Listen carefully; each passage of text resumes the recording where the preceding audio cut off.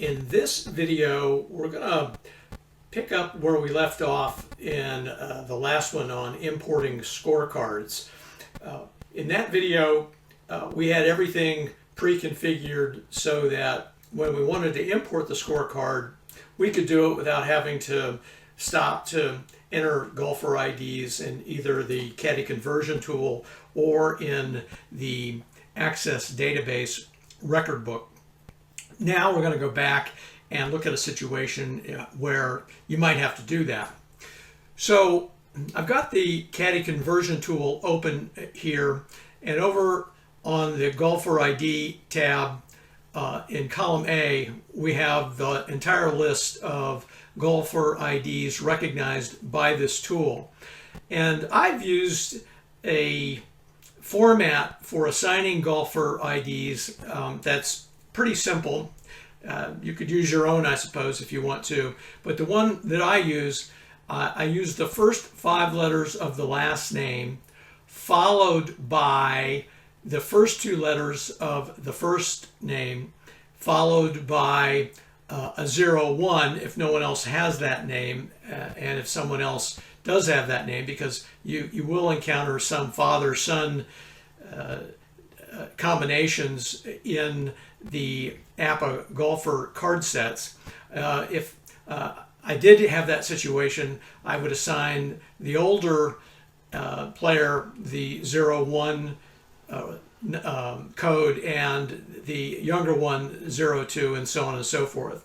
So if we look up here at let's say Cameron Champ, you can see that we've got the 5 letters of his last name. He doesn't have more than 5, so we end up using all the letters of his last name, followed by the first 2 letters of his first name, followed by 01. If we have a name that's shorter than 5 letters, for example, here with On, I use the only 2 letters of his last name, followed by the first 2 letters of his first name, and then 01. So it's pretty easy to remember code. So at any point I can usually figure out who these players are just by looking at the golfer ID and not having to cross-reference anything. But what we're going to do today is we're going to enter a player I don't have in the golfer ID set, and that's Mark Homeless Hubs Hubbard. And we can see that these are alphabetical, and if we scroll down here to where his name would appear, there's nothing in this spot right here. So we got to go all the way to the bottom of our list here, and I've got quite a few names in here. And in row 287, we're going to add him. So following the method I just described, we'll put in HUBBA for Hubbard, and I'll put in MA for Mark, and I'll follow it by an 01, and then press enter. And then I'll come back up here to the top and click at the top of column A, and I'll sort this from A to Z and click here so that the cursor is always at the top of the column.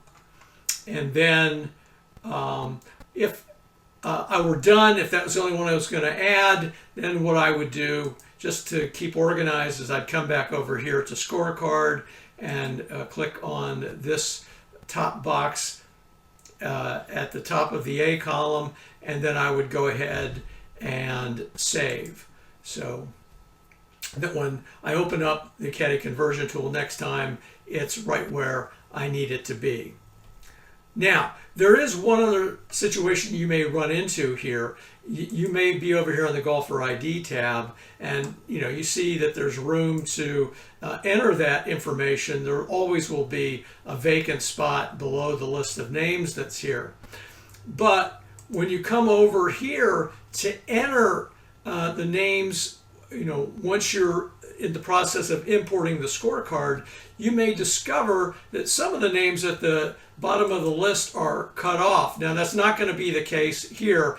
Fuzzy Zeller is the last name in my list, and he shows up. But sometimes what will happen is that the list will stop here, or it'll stop at a place above that. And that's because you have to allocate the amount of space for the golfer IDs, and if there isn't enough space allocated, then you run into problems with the whole list not appearing when you click on this arrow over here to the right. The way that you address that situation is to do a data validation. So I'm going to click on the cell here at the top of the B column, click on data, and come down here to data validation and click on that. And if you look at the box that pops up, you'll notice that the last number here, if you're reading from left to right, in the source dialog box is 290. Well, if you'll remember, we entered in Mark Hubbard in 287, so there was space for him to fit. But if this number here had been 285 or something like that, he would have been out of range, and while we could enter him on the Golfer ID tab, his name wouldn't, well, his name would show up on the list, but the ones that are at the end of the alphabetical list would be cut off. So you always have to make sure that this number is larger than the number of names that you've got over here in your Golfer ID list. And the way that you change that is pretty simple. And I usually do these in blocks of 10. So, I would change this, to 300 and then click on OK. Now I'm going to go ahead and cancel this because I don't want to end up with a lot of white space here. But you need to do that for all 4 of these cells. So you click on data and then data validation and edit this number so that it's larger than the number of names that you've got in your list. So that's all you need to do for the Caddy conversion tool, and to make sure that you've got all your golfer IDs lined up. So if we come over here to the Access database, in your case, the record book or record book 3.5, you also need to make sure that those same codes appear over here in table golfers.